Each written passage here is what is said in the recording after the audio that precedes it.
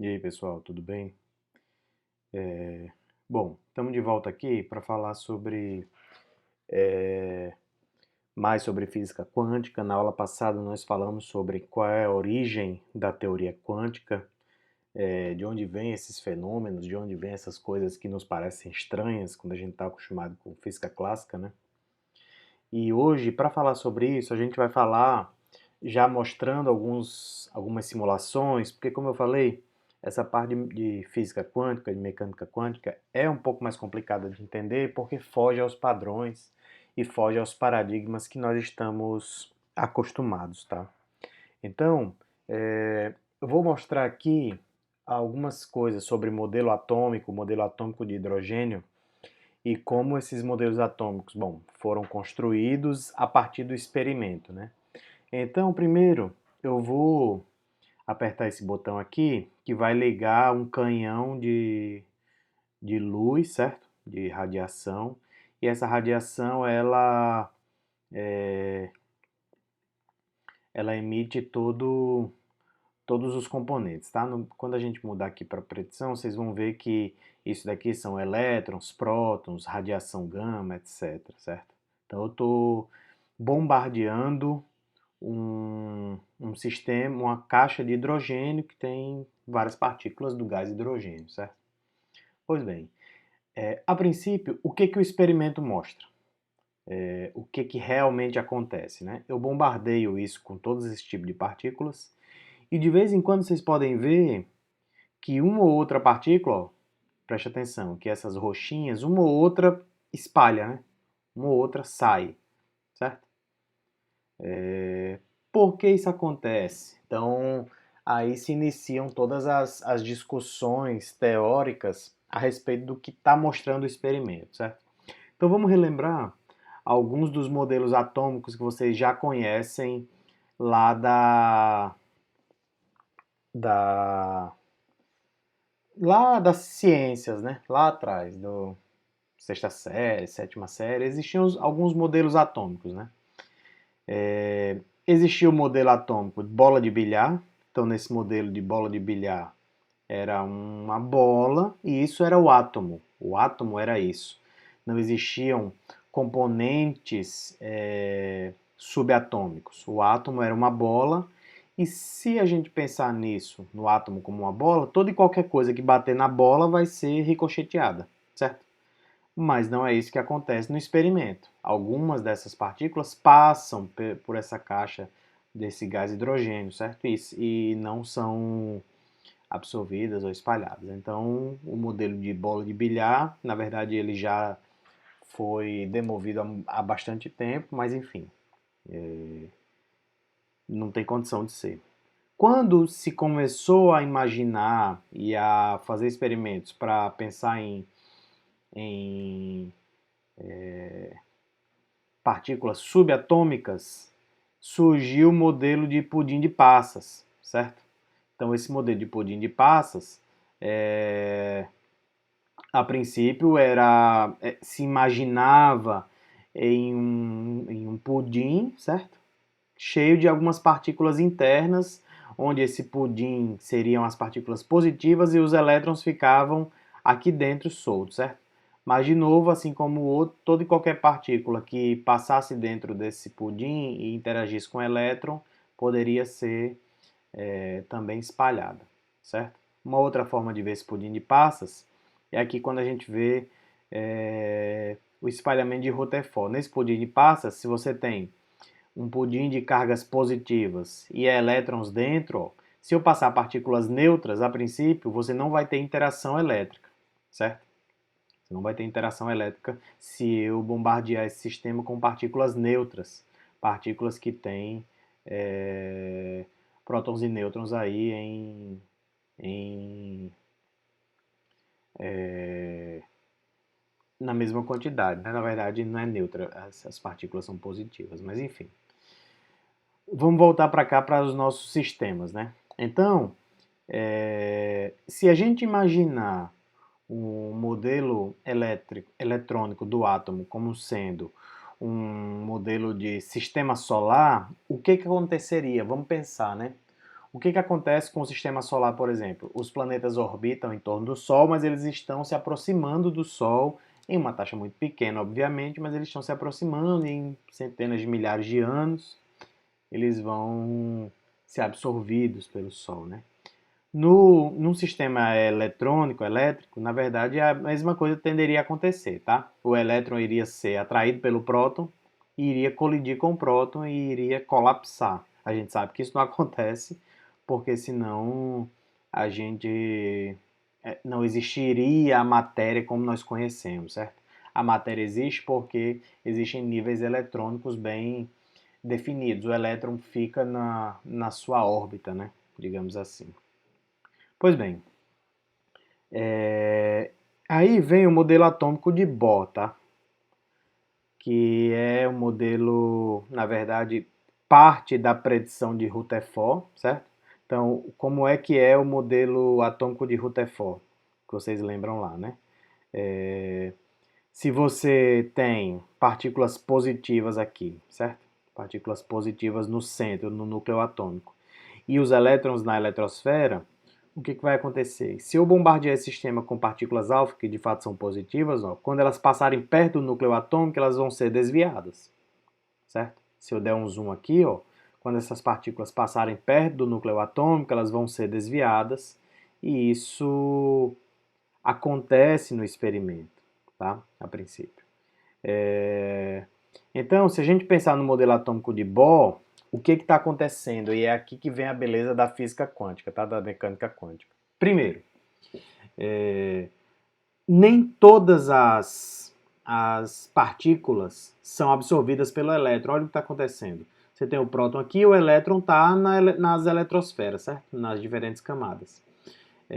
Em geral, de vez em quando ele muda de camada eletrônica, certo? Essas camadas eletrônicas têm a ver com aquela distribuição eletrônica 1s2, 2s2, 2p6, 3s2, lá da química, tá? Que são as camadas eletrônicas onde o elétron orbita. Pois bem, o que acontece? Em geral, quando esse elétron ele não absorve todo tipo de partícula, vocês podem ver, tá? Isso é fato, ele não absorve todos os tipos de partículas. Um outro detalhe também é que, dependendo da partícula que ele absorver, ele muda para diferentes níveis eletrônicos. Por que isso acontece? Primeiro, isso daqui é uma amostra de que a energia é quantizada, certo? Então, o elétron ele absorve energias de fótons com energias bem definidas, ele não absorve qualquer energia, ele não absorve qualquer tipo de partícula, porque determinados tipos de partículas não têm energia necessária para mudar o elétron no seu nível eletrônico, certo? E o outro detalhe preste atenção, quando o elétron ele absorve energia, ele muda a sua camada eletrônica, certo? Ele vai para mais externas. Às vezes pouco mais externas, às vezes muito mais externas, depende da energia que ele absorve. E toda vez que ele volta uma camada, tente prestar atenção, toda vez que ele volta uma ou duas camadas, ele emite um fóton. Pode prestar atenção, ó. Vamos tentar ver, né? Não sei se tem pausa aqui. Deixa eu tentar fazer isso mais devagar, tá? Agora tá muito devagar. Ah, tá, ele só vai... Vamos tentar colocar devagar quando ele... Ó, pronto. Então, ele pegou energia e foi para uma camada mais externa, e agora duas vezes ele emitiu um fóton. Quando ele emite o fóton, ele desce a sua camada energética uma vez, tá? Então, cada vez que ele absorve um fóton, ele aumenta a sua camada. Toda vez que ele emite um fóton, ele desce para a camada de menor energia, certo? Então, ele absorve e emite fótons. Vamos olhar o experimento de novo que acontece? Isso aqui é modelo, tá? É um modelo, é a predição do modelo. O que acontece está sendo bombardeada uma chuva de todo tipo de partículas aqui no átomo de hidrogênio. Algumas delas passam sem acontecer nada. Outras, o átomo emite fótons, e ele emite fótons não no momento em que ele absorve. Ele emite fótons um tempo depois, certo? Então o elétron ele recebe a energia do fóton, muda a sua camada eletrônica e tempo depois ele emite a sua camada, o seu fóton, certo? Ele perde um fóton, ele perde energia e volta para camadas mais fundamentais, certo? Então, com isso a gente pode ver os modelos atômicos acontecendo e como a quântica, né? Como a física quântica, ela se estrutura a partir dessas funções energéticas que a gente falou na aula passada, tá? Existem alguns detalhamentos maiores desse tipo de situação, certo? O de Broglie, ele não imagina o elétron girando um ponto no espaço, girando em torno do, do próton, tá? Do núcleo atômico. Mas ele imagina esse elétron como funções, densidades de probabilidade desse elétron estar nessa camada eletrônica. Então veja que o elétron não está mais, a gente não representa mais o elétron num ponto. O elétron é uma densidade de probabilidade de estar nessa região do espaço, certo? Então vamos tentar ver de maneira diferente, né? Quando ele muda o seu nível eletrônico, né?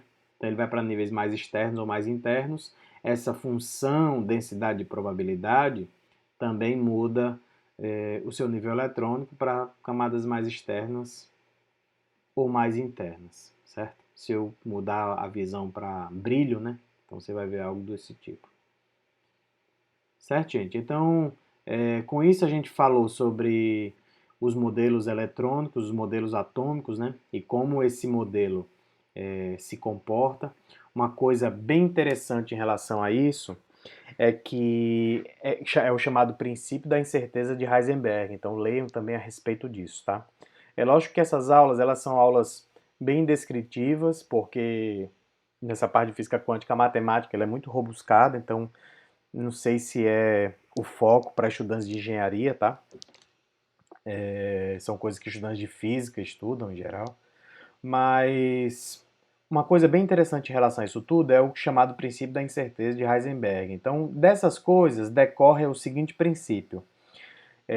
Eu consigo ver a Lua, por exemplo, porque a luz do Sol reflete na Lua e eu consigo vê-la. Ao Quando a luz do Sol bate na Lua, a princípio ela muda o sistema energético da Lua e muda o seu momento linear, certo? Muda a sua quantidade de movimento, isso de fato acontece. Mas isso é tão pequeno que não faz diferença no movimento da Lua. Já no elétron, a princípio, se você não iluminá-lo, você não consegue vê-lo, nem em experimento, certo? Você não consegue detectar um elétron se você não iluminá-lo. Mas a partir do momento que você o ilumina, ele recebe energia e muda suas camadas eletrônicas. Então, existe um princípio chamado de princípio da incerteza de Heisenberg, que diz que você não consegue determinar a posição do espaço e o seu momento linear, ou seja, a sua velocidade, ao mesmo tempo de um determinado elétron. Por quê? Porque quando você ilumina ele para verificar qual é a sua posição no espaço, ou seja, onde ele está, você já está mudando seu momento linear. Ele está recebendo energia e está mudando seu momento linear. Então existe uma incerteza intrínseca associada a esse experimento, tá? Ao experimento de verificar onde o elétron está. Então é por isso que existe um princípio chamado princípio da incerteza de Heisenberg que diz que a gente não consegue com precisão, o erro é muito grande associado a isso, a gente não consegue com precisão determinar a posição e o momento linear de um elétron ao mesmo tempo, tá? E isso traz consequências graves em relação, por exemplo, à termodinâmica. Então, por causa do princípio da incerteza, a gente não consegue, por exemplo, atingir uma temperatura do zero absoluto.